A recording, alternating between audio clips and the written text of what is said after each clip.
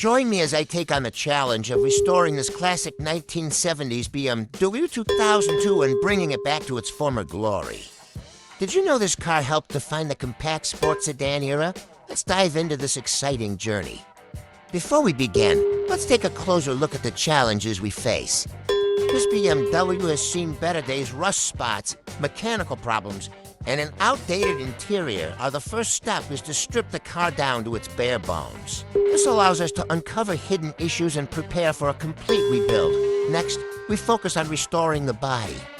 Rust removal, body panel repairs, and a fresh coat of paint to bring back its original charm. The heart of any car is its engine. We'll completely overhaul the engine and transmission to ensure it's as powerful and reliable as it once was. The interior gets a full makeover too, with new upholstery, refurbished dashboard, and a period-correct steering wheel to maintain its classic vibe. The moment of truth. After months of hard work, it's time to start the engine and hear it roar back to life.